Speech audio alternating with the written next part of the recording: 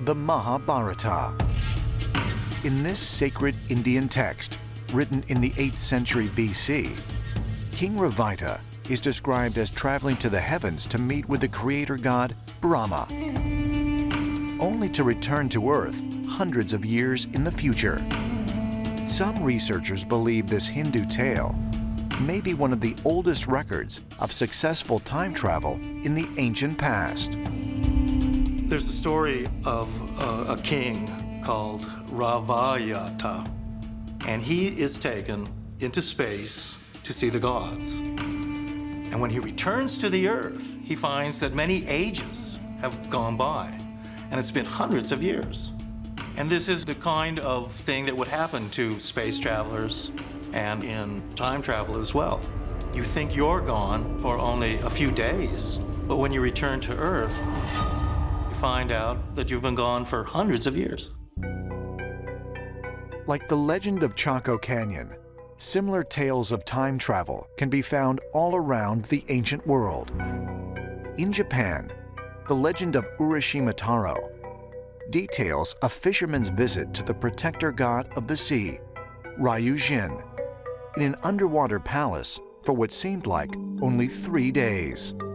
When he returns to his fishing village, he finds that it's been 300 years that he's been gone. And his house is in ruins. Everybody he knows is long dead. No one remembers him or his family.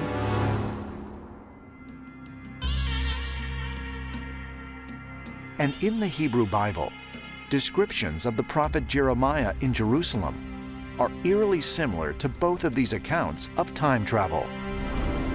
Even in the Bible, the prophet Jeremiah was sitting together with a few of his friends, and there was a young boy, his name was Abimelech. And Jeremiah said to Abimelech, "Go out of Jerusalem, there is a hill, and collect some figs for us." The boy went out and collected the fresh figs. Of a sudden, Abimelech hears some noise and wind in the air, and he became unconscious. He had a blackout. After a time, he wakes up again, and he saw it was nearly the evening. So he runs back to the society, and the city was full of strange soldiers. And he said, "What's going on here? What is Jeremiah and all the others?" And an old man said, "That was 62 years ago." It's a time travel story written in the Bible.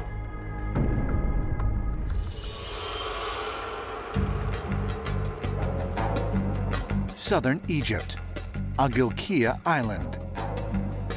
Here, just 6 miles upstream from Aswan, in the Nile River Valley, lies the Temple of Isis.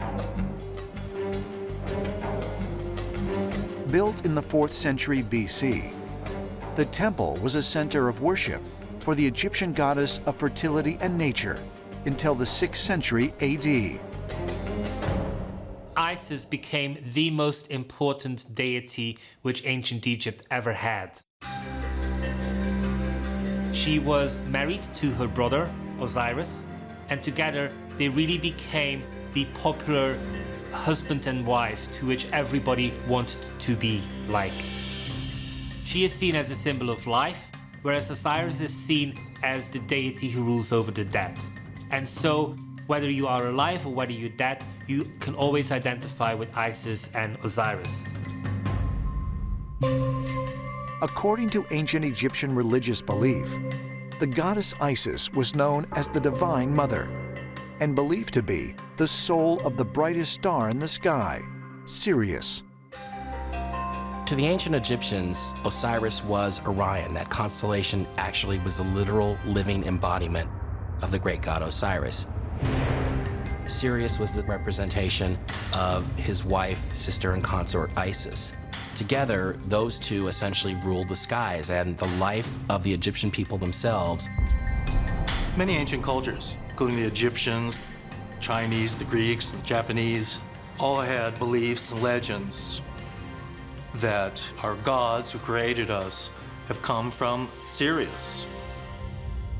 And this star, extremely important star to almost all ancient cultures. This knowledge originally emerged in ancient Egypt and in Africa with the Dogon tribe, who taught that beings of light came from Sirius and created humankind. And it is clear that so many cultures possessed information about Sirius, and they single out Sirius apart from everything else. And it's got nothing to do with its brightness, it has to do with the fact that somehow Sirius is responsible for sending us emissaries who educate us.